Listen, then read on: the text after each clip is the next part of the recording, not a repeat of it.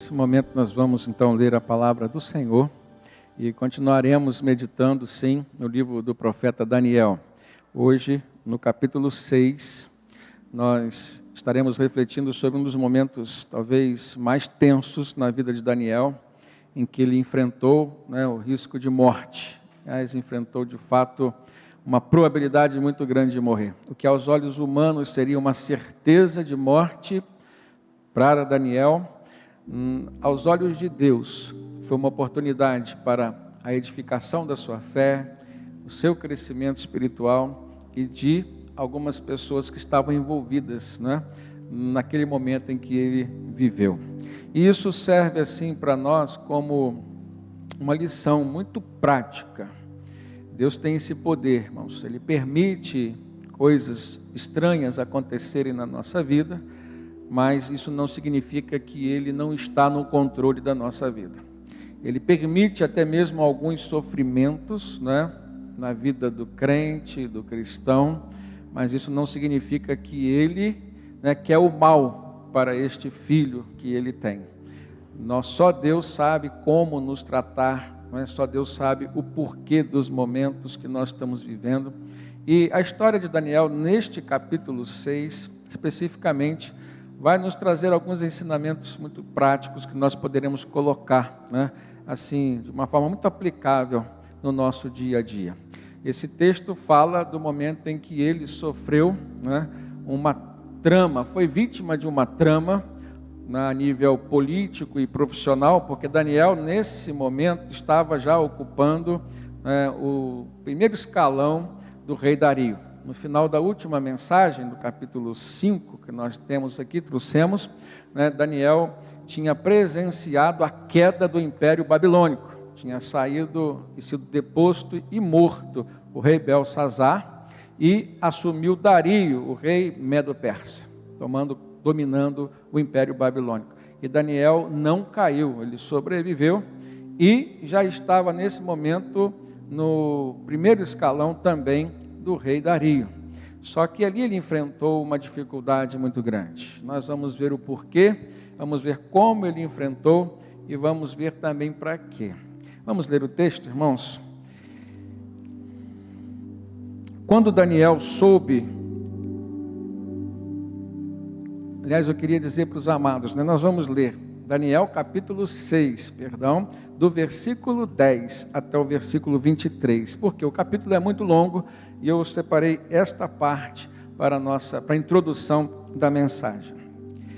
Quando Daniel soube que o decreto tinha sido publicado, foi para casa, para o seu quarto no andar de cima, onde as janelas davam para Jerusalém, e ali fez o que costumava fazer. 3 vezes por dia ele se ajoelhava e orava, agradecendo ao seu Deus. Então aqueles homens foram investigar e encontraram Daniel orando, pedindo ajuda a Deus. E foram logo falar com o rei acerca do decreto real, dizendo: tu não publicaste um decreto ordenando que nestes 30 dias todo aquele que fizer algum pedido a qualquer Deus ou a qualquer homem, exceto a ti, ó rei, será lançado na cova dos leões? O rei respondeu: o decreto está em vigor, conforme a lei dos medos e dos persas, que não pode ser revogada. Então disseram ao rei: Daniel, um dos exilados de Judá, não te dá ouvidos, ó rei, nem ao decreto que assinaste. Ele continua orando 3 vezes por dia. Quando o rei ouviu isso, ficou muito contrariado e decidiu salvar Daniel. Até o pôr do sol, fez o possível para livrá-lo. Mas os homens lhe disseram: lembra-te, ó rei, de que segundo a lei dos medos e dos persas, nenhum decreto ou edito do rei pode ser modificado. Então o rei deu ordens e eles trouxeram Daniel e o jogaram na cova dos leões. O rei, porém, disse a Daniel: que o seu Deus, a quem você serve continuamente, o livre. E taparam a cova dos leões com uma pedra, e o rei a selou com o seu anel selo e com os anéis dos seus nobres, para que a decisão sobre Daniel não se modificasse. Tendo voltado ao palácio, o rei passou a noite sem comer e não aceitou nenhum divertimento em sua presença. E além disso, não conseguiu dormir. Logo ao alvorecer, o rei se levantou e correu para a cova dos leões. E quando ia se aproximando da cova, chamou Daniel com voz que revelava aflição: Daniel, servo do Deus vivo, será que o seu Deus, a quem você serve continuamente, pôde livrá-lo dos leões? E Daniel respondeu: ó rei, vive para sempre. O meu Deus enviou o seu anjo que fechou a boca dos leões. Eles não me fizeram mal algum, pois fui considerado inocente à vista de Deus. E também contra ti não cometi mal algum, ó rei. O rei muito se alegrou e ordenou que tirassem Daniel da cova. E quando o tiraram da cova, viram que não havia nele nenhum ferimento, pois ele tinha confiado no seu Deus. Amém? Aleluia, irmãos, glórias a Deus. Que lindo nós podermos ver uma história como essa. O tema da mensagem é uma trama que foi desmontada pela oração. Parece que sempre nós que estamos na frente da batalha, servindo ao Senhor, lutando por aquilo que é valor, princípio de Deus, como família, como igreja, como a obra de Deus em si, na nossa vida e através da nossa vida, sempre enfrentamos algumas lutas, algumas dificuldades, e aqui, de forma muito explícita, uma trama. Uma trama que certamente começou no inferno. Uma trama que se desenrolou aqui na terra. Uma trama que envolvia um dos servos de Deus mais importantes ali no reinado Medo-Persa. E eu percebo, irmãos, que quanto mais alta a posição que Deus nos permite chegar, quanto mais alto o patamar onde Deus nos coloca, ou que Deus nos colocou, parece que maior é a energia desprendida pelo inferno para nos derrotar e nos tirar dali. Certamente que a postura de Daniel, a sua integridade, a forma com que ele lidava com as coisas do rei, incomodavam as pessoas, incomodava o sistema. O sistema é terrível. E nós podemos perceber isso até mesmo a nível de Brasil. Como que as coisas acontecem assim de uma forma tão corrupta, destrutível, tão violenta, podemos pensar assim, para que as coisas ruins continuam a persistir, continuam a existir. Como que o império das trevas não sossega e nem dá sossego àqueles que querem viver debaixo da paz de Jesus. É terrível quando a gente pensa que, de fato, nós estamos em meio a uma guerra que não nos dá trégua. Com Daniel não foi diferente, irmãos. Até porque essa posição a qual ele chegou, e ele sempre deu testemunho de que foi Deus quem o colocou ali. Primeiramente, ele sai como alguém exilado da terra de Judá, Israel do Sul, o povo de Deus. Um adolescente ainda, chegando à sua juventude. Ali, ele já começou a dar testemunho de quem ele era, de como ele lidava com as circunstâncias tentadoras. Logo de cara ele teve que renunciar às iguarias do banquete do rei Nabucodonosor para manter-se um jovem sadio fisicamente e espiritualmente em primeiro lugar. Ele rejeitou as iguarias do rei. Mas ali o Senhor já começou a lhe dar proeminência, ele já começou a se destacar. Mas eu fico imaginando quantas tramas ele teve que enfrentar e de quantas circunstâncias difíceis ele pôde escapar. Sobreviveu então ao reinado de Nabucodonosor, depois do rei Merodach, que substituiu Nabucodonosor por 2 anos, depois o rei Belsazar por mais 3 anos, até chegar o momento em que Dario, o rei da Pérsia, do Império Medo-Persa, entra, invade a Babilônia e assume o poder. Pensava-se, naturalmente, que Daniel fosse cair juntamente com o rei. E a história nos mostra que, nesse momento, ele já estava ocupando o primeiro escalão, que o rei designava de uma forma hierárquica, como sendo dividido o seu poder, né, entre 3 grandes príncipes, né, e 120 governadores. Daniel estava entre esses 3 grandes. Incomodava as pessoas saber que um judeu, alguém que pertencia ao povo de Deus, estava ali naquela posição. Incomodava aos seus companheiros de trabalho, colegas, o fato de saber que alguém ali orava a um Deus diferente do deles. Incomodava saber que alguém, por exemplo, não queria roubar junto com eles, não queria participar das falcatruas junto com eles. Era leal ao rei, era alguém que não vivia em falsidade com ninguém. Isso, de certa forma, fez com que o inferno também olhasse para ele de uma forma muito especial. Não pense você, servo e serva de Deus, que quando você começa a tomar uma atitude coerente com a nova vida para a qual Jesus te chamou, que o inferno não vai olhar para você também de uma forma especial. Ele vai querer, né, destruir a sua vida, vai querer começar a corroer, por exemplo, as suas bases. E é aí que muita gente começa a se ver abalado, por exemplo, na sua família. Outros começam a se ver abalados, por exemplo, no seu trabalho, na sua empresa, no local onde ele tira o sustento para a sua família. Começa a desequilibrar o seu lado emocional. E aonde que o crente, irmãos, consegue buscar forças para sobreviver? No lado espiritual, em Deus. Daniel nunca escondeu que era Deus quem fazia-o prosperar. Olha no versículo 3 do capítulo 6 que nós acabamos de ler. Diz que Daniel se destacou tanto entre os supervisores e os sátrapas por suas grandes qualidades. E em algumas traduções diz, ele tinha um espírito de excelência, que o rei planejava já colocá-lo à frente do governo de todo o império. Ele sairia do primeiro escalão, onde tinha 3, seria criado um escalão acima desse, onde ficaria somente Daniel. Isso estava ou não estava incomodando as pessoas? Isso, irmãos, desperta ciúmes, isso desperta invejas.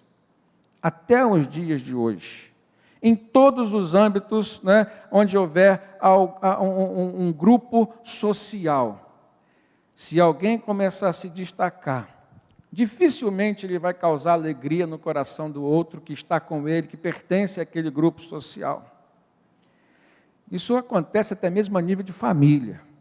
Você nunca enfrentou uma dificuldade assim?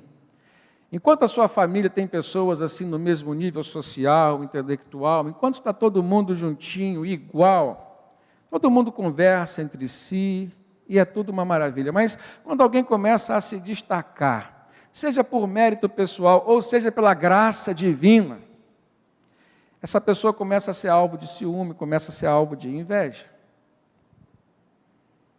Algumas pessoas, eu tenho certeza que estão aqui, já passaram por um momento assim. E aí ela se decepciona, mas não se decepcione com ninguém, porque está sentindo inveja ou ciúme de você. Isso é a prova de que Deus está abençoando a sua vida. E também não tenha medo da inveja de ninguém, preste atenção nisso, porque muitas pessoas têm usado isso como um argumento para aprisionar outras. Estão sentindo inveja de você. Não, isso é natural. E o crente que é fruto da inveja, porque Deus o abençoou, pode ter a certeza de que ele se manterá na posição onde Deus o colocou, porque fora Deus quem tinha feito isso na sua vida. E o mesmo Deus que abençoou, irmãos, é o Deus que vai te manter na bênção, enquanto você estiver segundo os propósitos de Deus. Vamos refletir então sobre alguns pontos dentro desse contexto. O contexto de ciúmes, o contexto de inveja. O ciúme exagerado, e é bom que se fale, né, nessa dimensão de ciúme, porque a Bíblia fala que Deus sente ciúme, o Espírito Santo sente ciúme de nós, né, porque somos do Senhor. O ciúme, na dimensão certa, equilibrada, não é pecado. Porque há outros textos que falam que o ciúme é pecado. Mas se a gente olhar, né, explicitamente lá em 1 Coríntios 13, por exemplo, quando fala que o amor não arde em ciúme, então já está se referindo a um ciúme exagerado. E este ciúme é pecaminoso, ele é destrutivo. Ciúme e inveja são coisas que, na verdade, caminham juntos normalmente. E Satanás costuma usar isso quando está dominando a mente de alguém, os sentimentos de alguém, para transformar esta pessoa que está dominada pelo ciúme ou pela inveja num instrumento nas suas mãos. Certamente, se nas mãos de Satanás, será para fazer o mal para outra pessoa. Em Gálatas capítulo 5, versículo 19, se você puder abrir sua Bíblia, nós vemos ali o elenco, né, de várias atitudes comportamentais que aqui o apóstolo Paulo traduz como sendo obras da carne, coisas que são pecaminosas na vida do ser humano. Ele diz assim: ora, as obras da carne são manifestas, e ele começa a dizer: a imoralidade sexual, a impureza, a libertinagem, a idolatria, a feitiçaria, o ódio, a discórdia, ciúmes, ira, egoísmo, dissensões, facções. Versículo 21 ele diz: e inveja, embriaguez, orgias e coisas semelhantes. E ele fecha o assunto dizendo: eu os advirto, como antes já os adverti, que os que praticam estas coisas não herdarão o reino de Deus. Ponto final.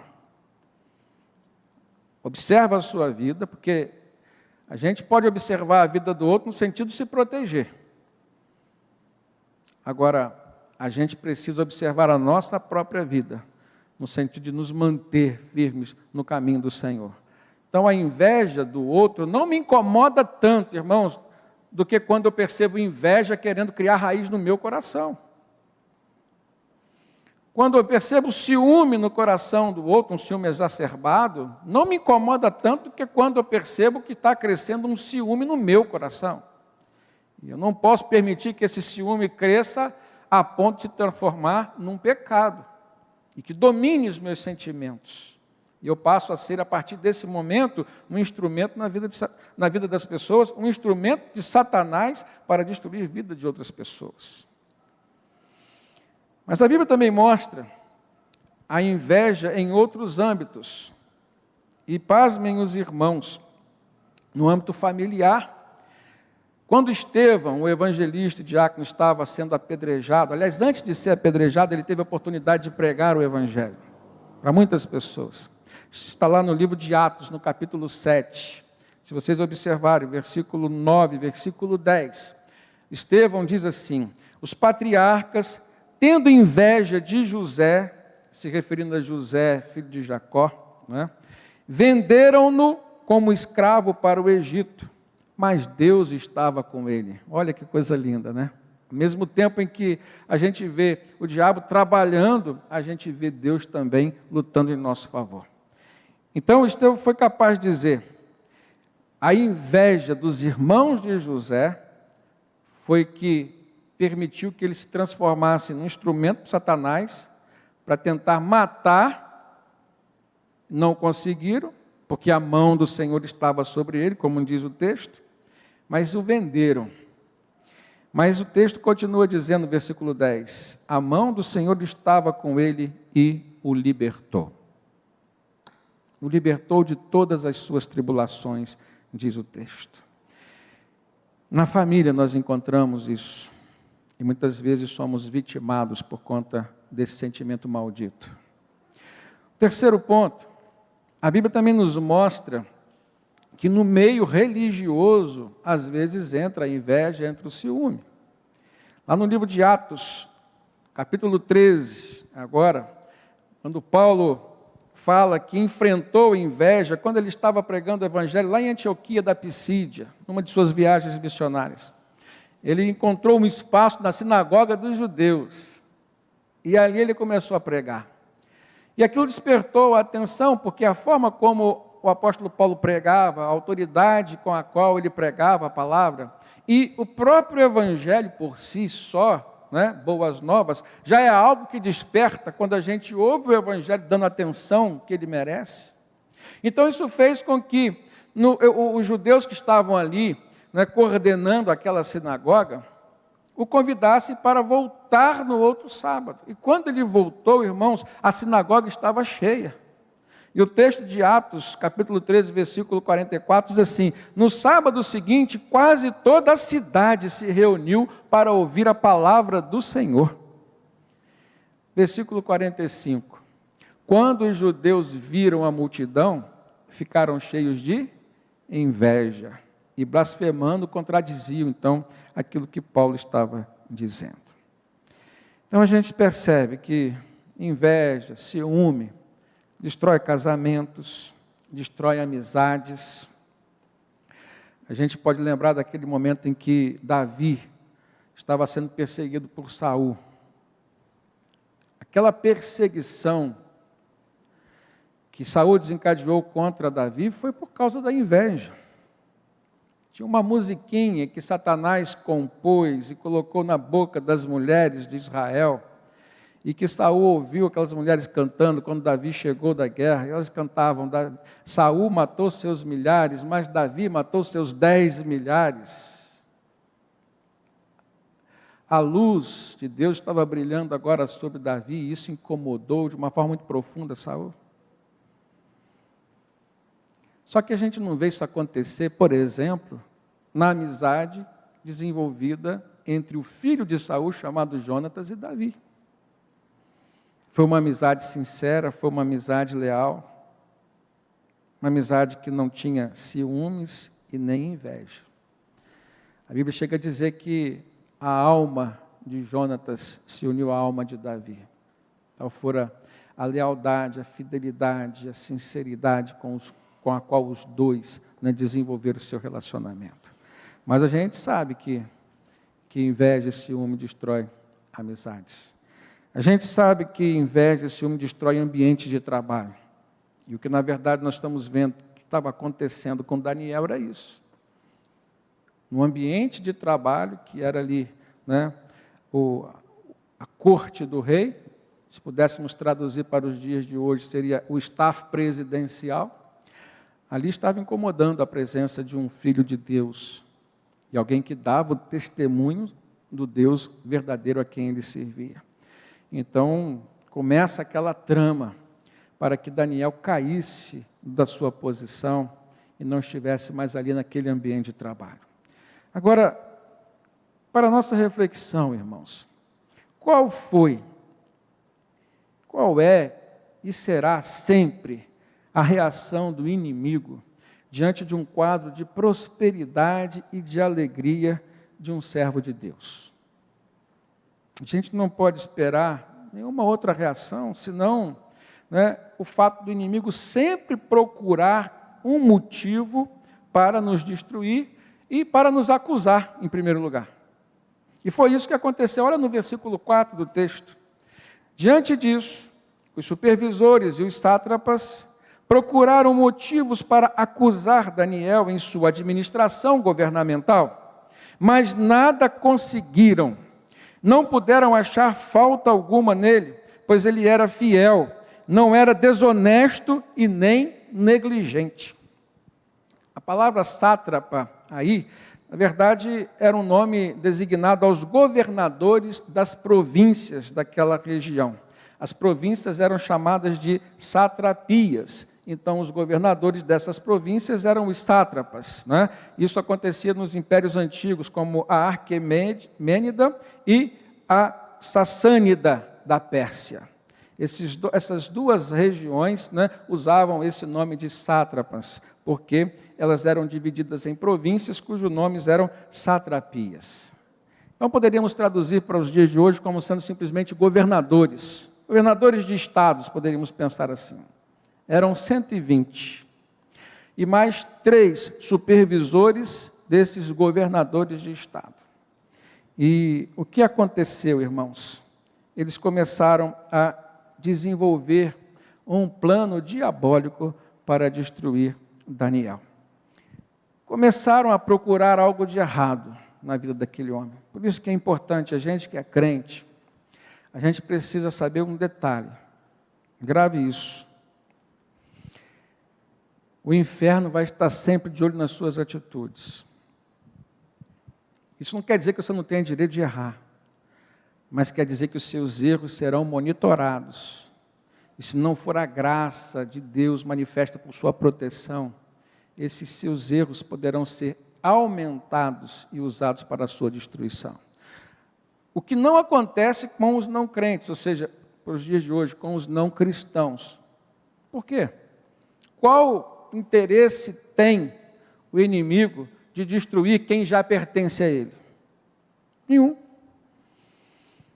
Nenhum. Então, a pessoa que não tem compromisso com Deus, dificilmente seus erros, às vezes, até serão descobertos. E eu falo isso, assim, com muito carinho para os irmãos da igreja aqui. Ovelhas a quem Deus colocou sob os meus cuidados aqui terrenos. Os homens de fora, as mulheres de fora do reino dos céus, a maioria delas podem adulterar e às vezes nem serão descobertas. Os homens, às vezes roubam, são desonestos em seu trabalho e dificilmente serão descobertos, mas o servo de Deus, a serva de Deus, quando erra, o inferno tem interesse em mostrar, para escarnecer e para destruir sua vida. Preste atenção, irmãos. Essa história de Daniel é muito profunda. Ela mexe com as nossas estruturas. Ela revela verdades que muitas vezes estão, às vezes, esquecidas. Não temos dado atenção devida para elas. O inimigo, a palavra de Deus mostra ele sendo o acusador. A palavra Satanás quer dizer adversário, mas a Bíblia mostra-o como sendo o acusador. Lá em Apocalipse, capítulo 12, versículo 10, diz assim: Então vi uma forte voz do céu que dizia: Agora veio a salvação, o poder e o reino do nosso Deus, e a autoridade do seu Cristo, pois foi lançado fora o acusador dos nossos irmãos. E esse acusador é Satanás, que os acusa diante do nosso Deus, dia e noite, diz o texto sagrado. A gente precisa lidar com essa realidade. Mas louvado seja Deus, porque a mesma Escritura Sagrada diz que nós temos diante do Pai um advogado, que se chama Cristo Jesus. Amém, irmãos? Mas isso também não nos livra das punições. Pelo contrário, temos um advogado, mas nós precisamos viver corretamente. No caso de Daniel, ele teve que lidar com aquela acusação. E quem lida com a acusação, ou seja, sendo acusado, dificilmente tem paz, irmãos. E a gente dificilmente tem paz quando é acusado de algo que realmente a gente fez. Imagina a gente sendo acusado por algo que a gente não fez, ou seja, a acusação se transforma em calúnia. E esse era o caso de Daniel. E que se transformou numa trama ainda maior, porque não tendo o que ver em Daniel, eles mexeram com a lei. Mexeram com a lei para que tivessem do que acusar aquele homem. Omitiram do próprio Daniel. Se os irmãos perceberem no texto, eu não vou entrar em muitos, assim, ler o texto totalmente, porque ele é muito grande, mas há aqui um detalhe muito interessante. Foram os 3 presidentes e os 120 governadores que foram até o rei, elogiaram o rei. Preste atenção nessa palavra elogio. Mexe com a vaidade das pessoas e derruba a própria pessoa. Eles foram até o rei e disseram assim: olha, o senhor é um rei maravilhoso, né, tem feito grandes obras, vamos fazer o seguinte, vamos fazer aqui um decreto de que durante 30 dias ninguém poderá adorar nenhum outro Deus e nem pedir nada a outro Deus, vai ter que pedir a você, ao Senhor. Elogiou, ganhou pela vaidade, estavam armando para ele, porque ele gostava de Daniel, irmãos. Qual o patrão que não quer ter um funcionário crente verdadeiro, aplicado, honesto? Isso tudo a Bíblia fala que Daniel era.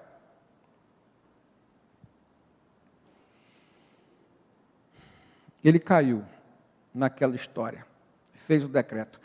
Diferentemente do Império Babilônico, onde o rei era absoluto, o rei era a lei, no Império Medo-Persa não era assim. O rei fazia a lei através de decretos, mas ele tinha que cumprir a própria lei.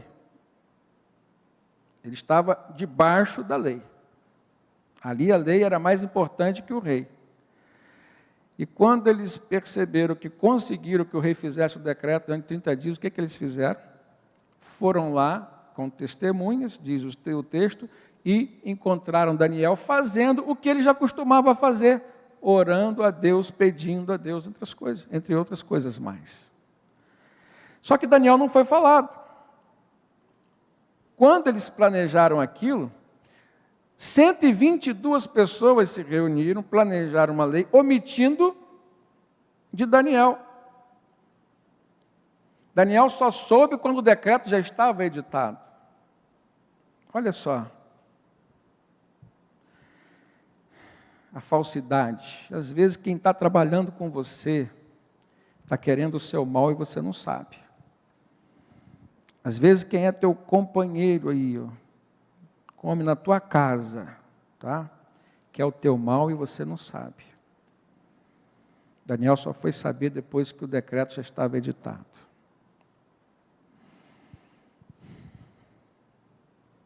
E agora? O que fazer?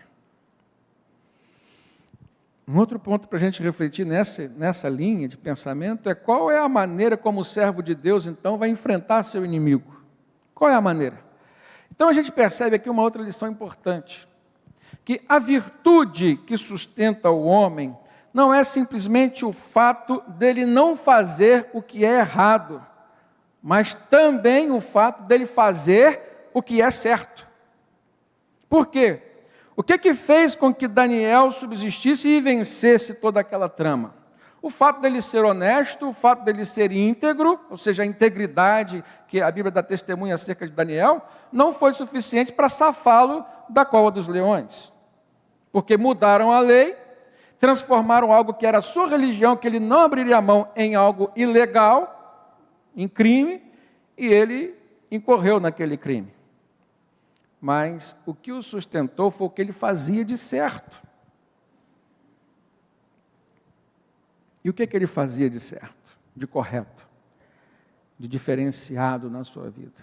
Ele tinha intimidade com Deus. A Bíblia diz que ele orava 3 vezes por dia. Não fala exatamente o tempo que ele levava em oração, mas fala que ele era alguém que confiava no seu Deus, que acreditava o seu sucesso ao seu Deus, que dependia de Deus. E nós mostramos a nossa dependência de Deus, irmãos, na proporção em que nós buscamos a Deus em oração. Preste atenção nisso, hein? Isso é para mim, isso é para você. Deus vai te abençoando, você vai caminhando, vai se distraindo com as bênçãos, daqui a pouco você está ficando autossuficiente. No início você orava, você dependia, os problemas vinham, você buscava Deus em oração, daqui a pouco os problemas não estão vindo, ou aqueles que estão vindo você já está resolvendo, né? Tem inteligência, sabedoria, capacidade, aí você deixa de buscar Deus tão intensamente como você buscava antes. Acabou, a sua blindagem cai por terra. Versículo 4, no final, diz assim: não puderam achar falta alguma em Daniel, pois ele era fiel, não era desonesto e nem negligente. Tá? Eles foram lá observar Daniel. Versículo 10. Quando Daniel soube que o decreto tinha sido publicado, então ele só ficou sabendo depois da publicação, foi para casa, para o seu quarto, no andar de cima, onde as janelas davam para Jerusalém. Isso é um costume das pessoas daquela região. E 3 vezes por dia ele se ajoelhava e orava, agradecendo ao seu Deus, como costumava fazer. E então aqueles homens foram ver e encontraram Daniel orando e pedindo ajuda a Deus. Tá? Quem que foi ver? A quem são aqueles homens? Os inimigos de Daniel. Foram buscar Daniel, observar Daniel. E o que eles encontraram Daniel fazendo? Orando. Agora eu queria te chamar para uma reflexão aqui. O que o inimigo tem encontrado você fazendo quando ele vai lá te observar? Preste atenção nisso.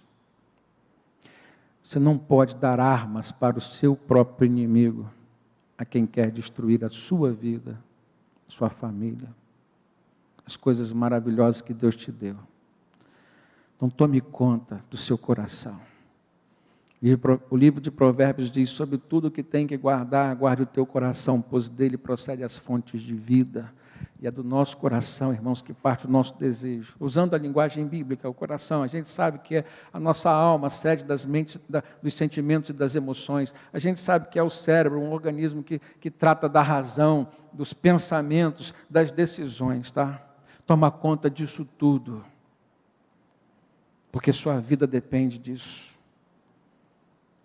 Dos teus desejos, dos teus sentimentos, dos seus pensamentos e principalmente das tuas decisões e ações. O que o inimigo tem encontrado você fazendo quando ele te observa? Agora vamos pensar aqui.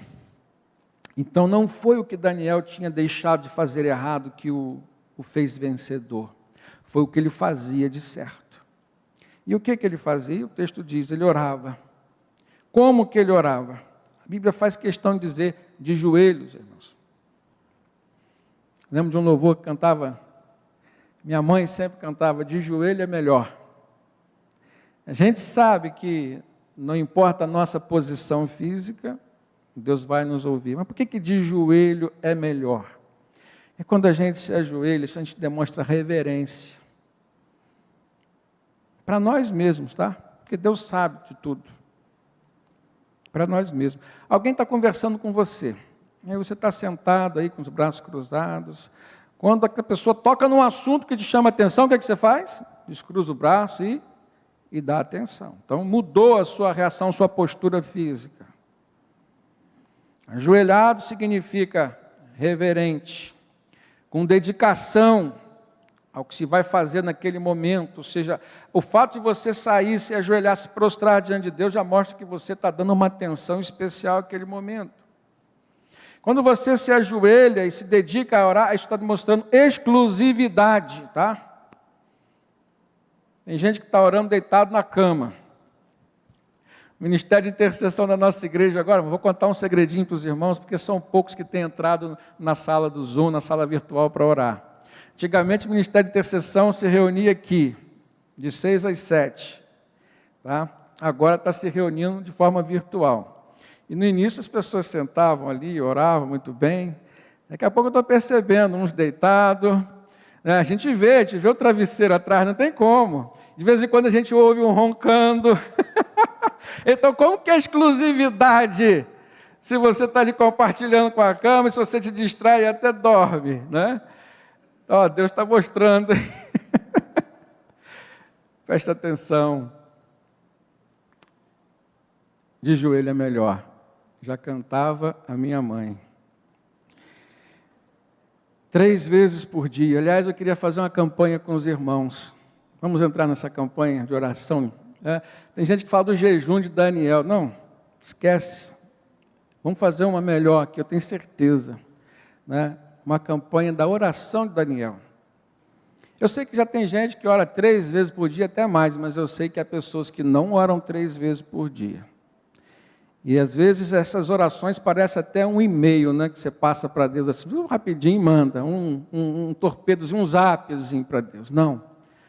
Quem quiser entrar, faça a experiência dessa semana. Procure 3 momentos por dia. Não precisa ser igual, não, desde que você tenha disciplina. Siga isso como se fosse uma receita médica para te curar uma enfermidade, tá? Porque cura também. 3 vezes por dia, selecione um momento especial e ore a Deus. E ore de joelhos, se você puder, ao Senhor. Eu vou entrar nessa campanha, vou dar mais atenção aos meus períodos de oração. 3 encontros especiais com Deus por dia, pelo menos. É o desafio para a Igreja Batista do Flamboyant, que o Senhor está nos trazendo aqui. Estou trazendo esse desafio para os irmãos. E qual o tipo de oração? A gente sabe que há muitos tipos de oração. O que o texto fala? Primeiramente, Daniel estava agradecendo a Deus. Aliás, como de costume, diz o texto. O como de costume aqui já é o período de oração e o que ele fazia. Então, nós temos que agradecer a Deus sempre, irmãos. Oração de agradecimento. E o segundo tipo de oração que os inimigos pegaram Daniel fazendo, pedindo ajuda ao Senhor. Que maravilha, hein? Você vem para pegar, né, o seu inimigo vem te pegar, te encontra de joelho, orando, pedindo ajuda contra aqueles que vêm intentar o seu mal. Isso tem ou não tem um poder no reino espiritual? Certamente que sim. E aí a gente aprende um outro detalhe na Bíblia, irmãos, que a passividade e a omissão também se constituem em pecado. Mas pastor, isso, a Bíblia fala, a passividade do crente diante das situações, das circunstâncias, quando ele sabe o que tem que fazer e não faz, omissão, isso é pecado. Está lá em Tiago, capítulo 4, versículo 17. Vou repetir, Tiago 4, 17. Pensem nisso, pois quem sabe o que deve fazer o bem e não o faz, comete pecado. Quantas coisas você tem deixado de fazer? Então, além de fugir do pecado, o que é natural aos seres humanos, né? O pecado nos rodeia. É o embaraço, no qual nós estamos sempre sujeitos a pisar neles. A gente precisa fazer o que é correto, como Daniel fez. 1 João, capítulo 3, versículo 8.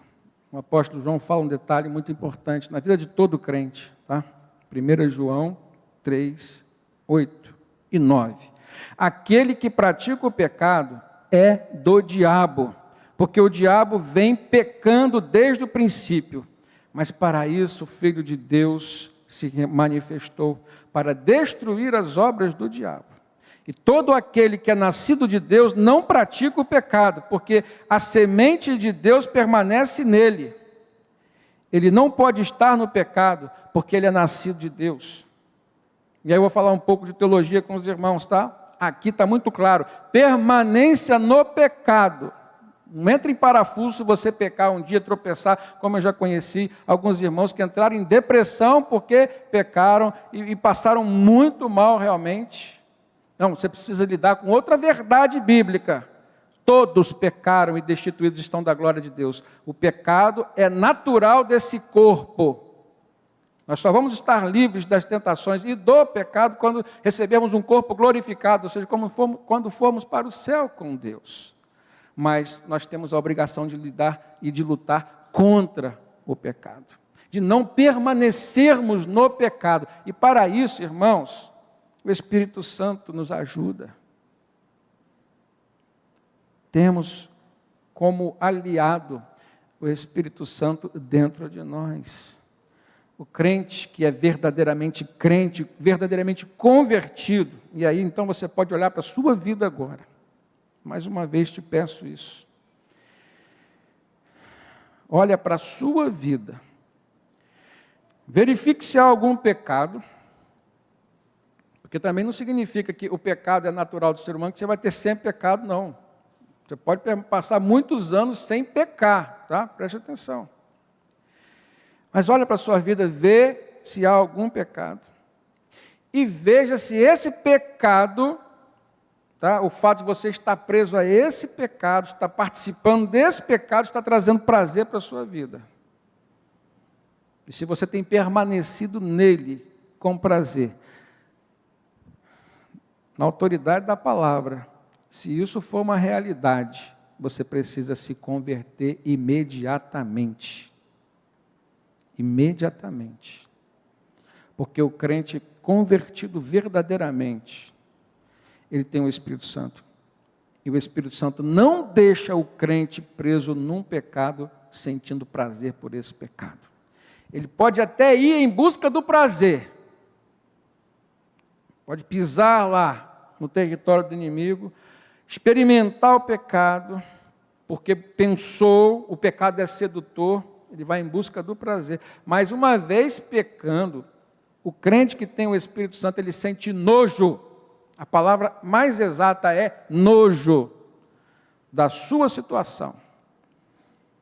No Salmo 40, Davi diz: tirou-me de um charco de lodo, de um lamaçal de pecados, e firmou os meus pés sobre uma rocha, e pôs um novo cântico na minha boca, um hino de adoração ao meu Deus. Aleluia, irmãos. É diferente. Crente que fica flertando com o pecado e gostando de estar no pecado, ele não é crente, não é verdadeiramente convertido, não tem o Espírito Santo, não tem salvação, está enganando-se a si mesmo. Agora, isso não significa que você não vai pisar lá. E uma vez pisando, sentiu nojo, arrependimento brota naturalmente, você tem o Espírito Santo. Então saia imediatamente dessa situação, porque não foi para isso que Jesus morreu na cruz por você. O sangue de Jesus é muito precioso, irmãos. O sangue divino foi derramado na cruz por você. Muito precioso para que você fique desprezando, negligenciando e até mesmo escarnecendo dele. Por último, aconteceu algo muito interessante ali. E aí, quem assume o protagonismo principal foi o rei. O rei demonstra amor por Daniel. Ele percebeu que ele foi vítima de uma trama. Ele tentou salvar Daniel, não conseguiu, porque a lei estava acima dele. E ninguém quis aliviar nem para o rei. Foram logo cobrando ao rei, a lei tem que ser cumprida. Então, versículo 16, o rei deu ordens, e eles trouxeram Daniel e o jogaram na cova dos leões. O rei, porém, disse a Daniel, que o seu Deus, a quem você serve continuamente, o livre. Como o rei não conseguiu salvar Daniel daquela acusação, ele fez uma opção. Ele optou por acreditar no poder do Deus de Daniel. Olha que coisa linda. Tá? Preste atenção, porque isso acontece conosco. Nível familiar, nível de relacionamentos. Às vezes o mal chega até nós para abençoar alguém que está perto de nós. O rei resolveu confiar no Deus de Daniel. Ele disse que o seu Deus, não era o Deus dele ainda, tá? Dario não era convertido. O seu Deus, se fosse alguém convertido, ele dizia o nosso Deus. O seu Deus. Detalhe, a quem você serve continuamente, ou seja, o rei sabia que Daniel era um servo fiel. Continuamente, ideia de continuidade, permanência, perseverança. Que ele o livre. Só Deus. E tem momentos nas nossas vidas que é assim também, né? Só Deus. Só Deus. Não há dinheiro, não há poder, não há força humana nenhuma que pode resolver. Só Deus. Sabe o que eu tenho aprendido, irmãos? A vida do crente e o seu testemunho convencem as pessoas sobre o poder do seu Deus. A melhor pregação é a vida do pregador. A melhor pregação é a vida do pregador. A melhor mensagem que você pode levar para uma pessoa não são suas palavras, são as suas atitudes, são o seu comportamento. O rei fez prova então da fidelidade. De quem? De Daniel? Não. O rei já sabia que Daniel era fiel a Deus. Ele fez prova da fidelidade de Deus para com Daniel. Malaquias 3,10, irmãos, Deus diz, fazei prova de mim. Tá? Não é pecado. E fazei prova de mim. Deus está nos convidando sempre a fazer prova do seu amor. o rei fez prova da fidelidade de Deus para com Daniel. Versículo 19. Logo ao alvorecer, o rei se levantou e correu para a cova dos leões. E quando ia se aproximando da cova, chamou Daniel com voz aflita. Tá? Ele tinha medo de que Deus não fosse chegar junto com Daniel. Daniel, servo do Deus vivo, será que o seu Deus, mais uma vez ele fala o seu Deus, a quem você serve continuamente, pôde livrá-lo dos leões? E aí o que aconteceu? Ele ouve um testemunho maravilhoso do amor, da graça, da misericórdia de Deus. Irmãos, Deus não tinha obrigação nenhuma de salvar Daniel da cova dos leões. E Daniel tinha convicção disso. Chega um momento na vida do crente, e só quem é crente vai compreender isso. Paulo chegou a verbalizar, para mim, o viver é Cristo, a razão de estar vivo é se for para servir a Cristo, para fazer a vontade de Cristo, o morrer é lucro. Daniel estava nesse estágio, com certeza. Pode vir. A minha vida só tem sentido se eu estiver vivendo-a na presença de Deus. Não vou negar o meu Deus, não vou deixar de orar por causa de um decreto, não vou deixar de estar na presença do meu Deus por medo de morrer. E se Deus o levasse ali, mais perto ele estaria do Senhor. Mais perto quero estar, meu Deus, de Ti.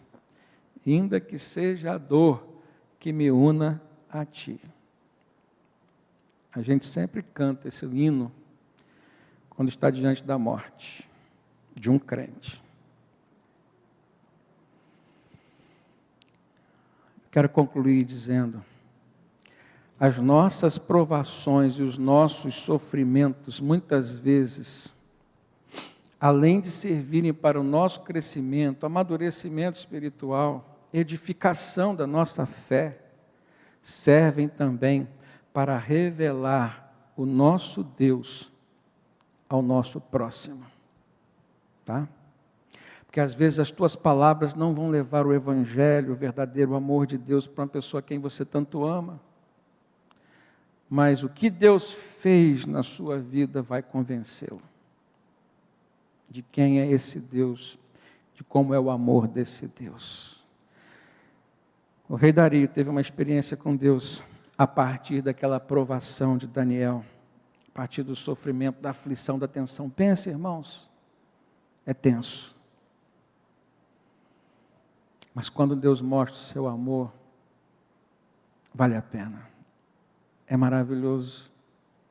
E Deus sempre mostra o seu amor pelos seus filhos.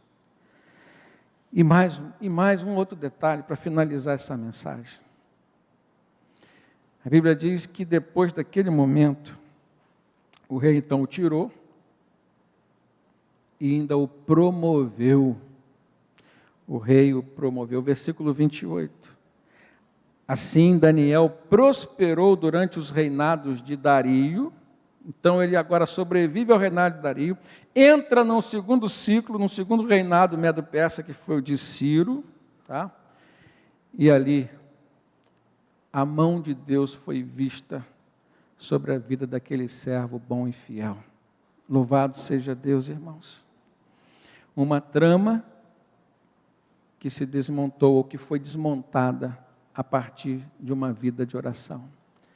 Que tenhamos sempre essa atitude, esse comportamento, esse discernimento e essa visão sobre Deus, sobre as provações que passamos e sobre as tramas que sofremos.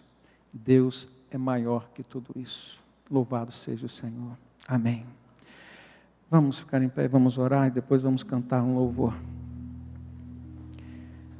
Queria te pedir, te convidar a permanecer aí no canal, até a última oração, que eu quero orar pela sua casa, pela sua família, pela tua vida. Possivelmente haja algumas tramas aí acontecendo, provavelmente estão, mas Deus é maior.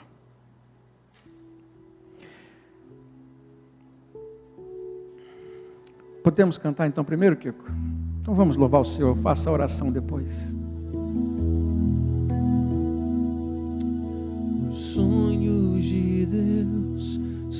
maiores que os meus. Ele vai fazer o melhor por mim. Ele vai além do que eu posso ver. Ele faz o que eu não posso fazer. Os sonhos de Deus são maiores que os meus. Ele vai fazer o melhor por mim. Ele vai além do que eu posso ver. Ele faz o que eu não posso fazer.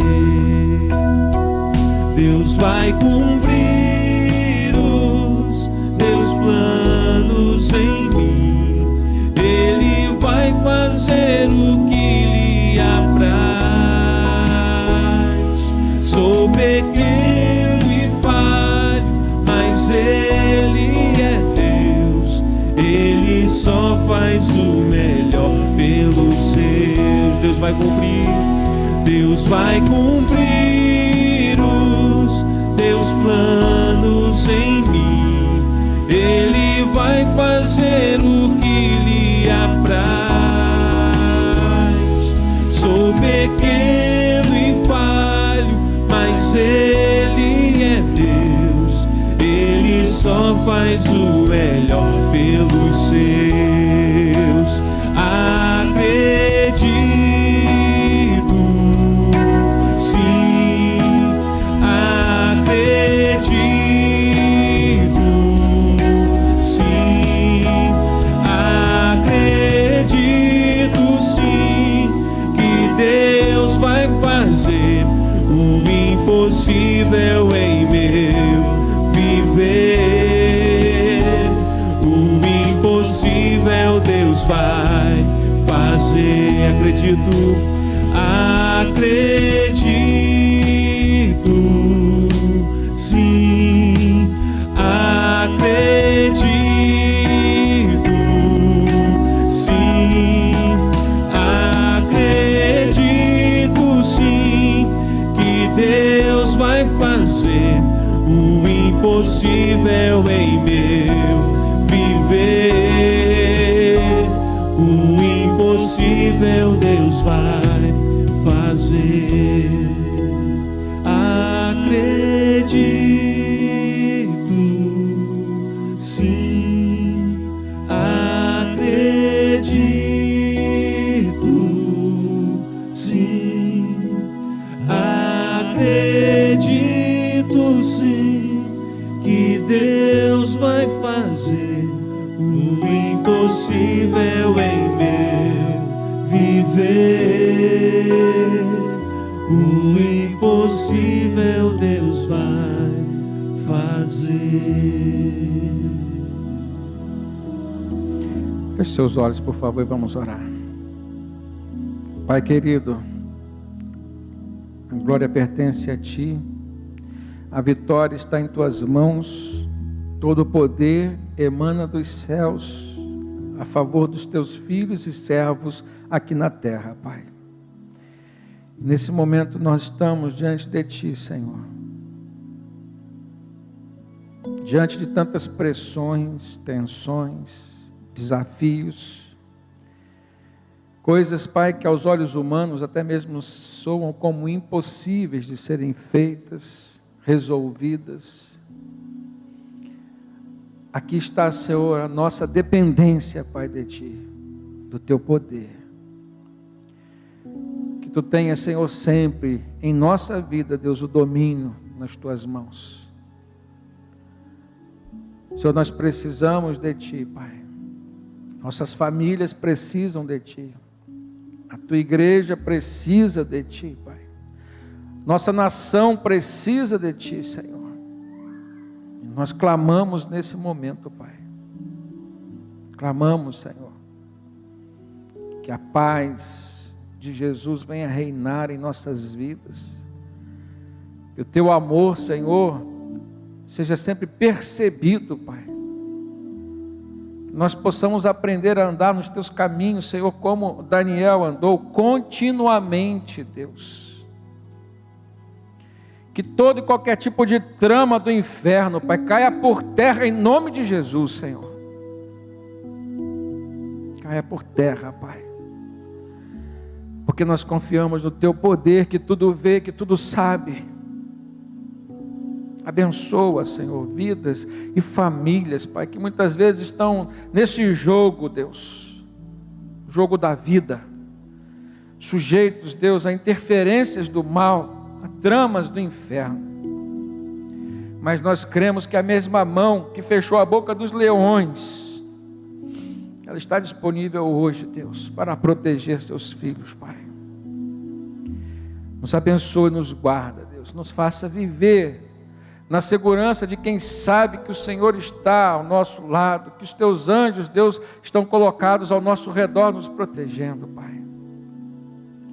Ajuda aquele teu filho, Senhor, nesse momento, através do Espírito Santo, a sair do pecado que tem aprisionado, Deus. Ciúmes, invejas, entre outras coisas. Que o Senhor guarde, Pai. Dê livramento, Senhor, em nome de Jesus. Que a graça de Jesus esteja sobre todos nós. Pois é no nome dele que nós oramos. Amém e amém.